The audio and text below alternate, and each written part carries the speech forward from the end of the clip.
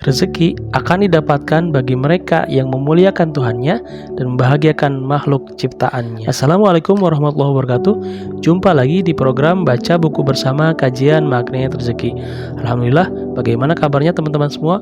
Semoga senantiasa dalam keadaan sehat walafiat. Nah, kali ini kita masuk di bab ke-14 dengan tema Rezeki Akbar. Bismillahirrahmanirrahim. Ada satu peristiwa dalam sejarah Rasulullah SAW yang kisahnya begitu dahsyat. Rahasia yang tersembunyi dari kejadian ini tidak bisa dipahami, bahkan oleh sahabat utama sekalipun. Rasulullah SAW berhasil memframing ulang dan menjadikan kisah ini sebagai kehidupan terbaik bagi sahabat dan kenangan yang tidak terlupakan.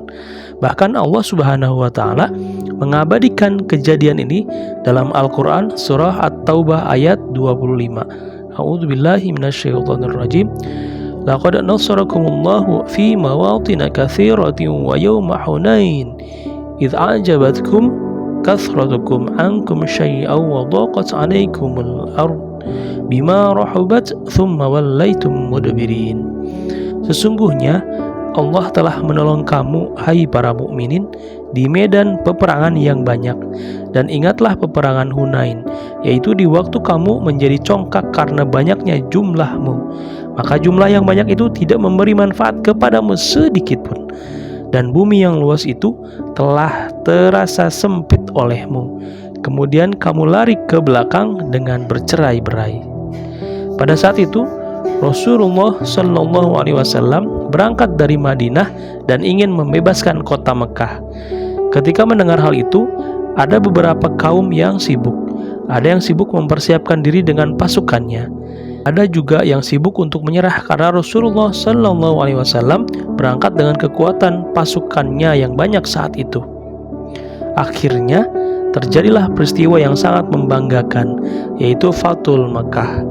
Dibebaskannya kota Mekah dan diserahkannya kunci Mekah dari pemimpin kota Mekah, yaitu Abu Sufyan, kepada Rasulullah SAW tanpa sedikit pun pertumpahan darah. 2 minggu kemudian, ada satu kaum yang memang sudah mempersiapkan diri untuk berperang dan merasa tidak puas dengan kejadian ini. Mereka telah bersiap-siap menantang Rasulullah SAW. Itulah kaum Hawazin. Mengetahui hal itu, Rasulullah SAW pun mempersiapkan pasukannya.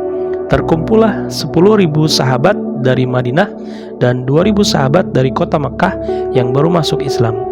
Mereka pun berangkat ke tempat peperangan untuk melawan musuh yang jumlahnya 20.000 orang. Namun, di lembah Hunain, mereka disergap musuh sehingga akhirnya bercerai-berai. Mereka mundur sampai pemimpinnya saat itu, Abu Sufyan, mengatakan, "Kalau begini kita akan kalah. Kita akan mundur ke belakang." Akhirnya beliau pun mundur ke belakang.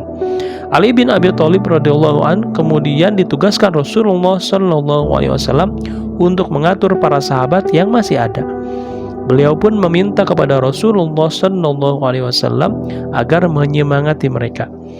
Dalam sebuah riwayat, yang ikut dalam peperangan terakhir kurang lebih 3.000 orang dan yang kabur kurang lebih 9.000 orang. Singkat cerita, pertempuran itu dimenangkan kaum muslimin.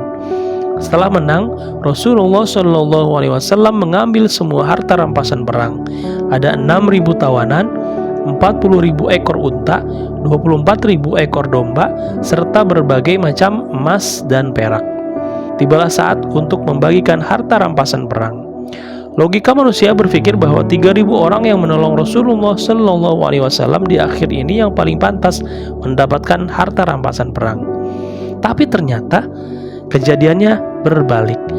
Rasulullah SAW memberikan harta rampasan perang ini kepada 9.000 orang yang kabur dan tawanan yang masuk Islam.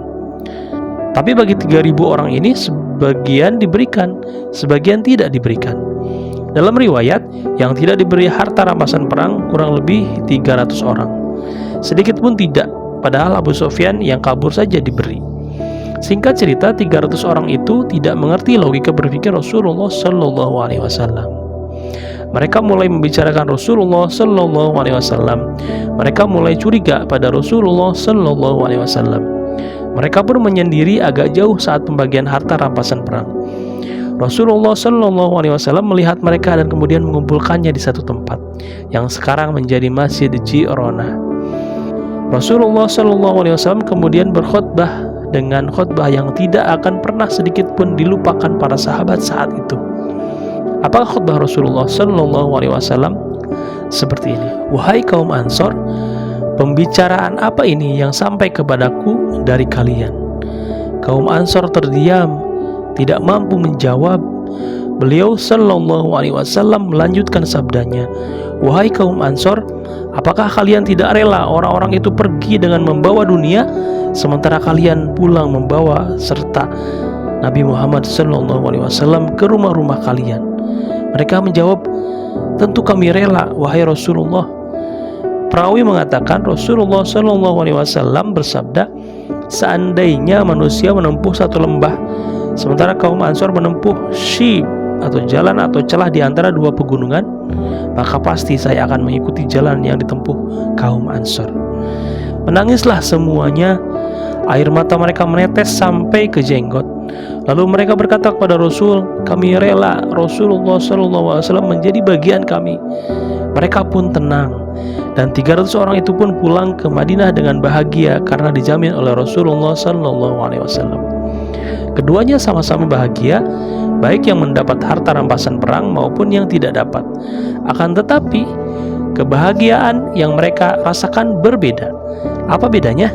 Bedanya adalah yang satu mendapatkan kebahagiaan dunia dan yang satunya mendapatkan kebahagiaan akhirat.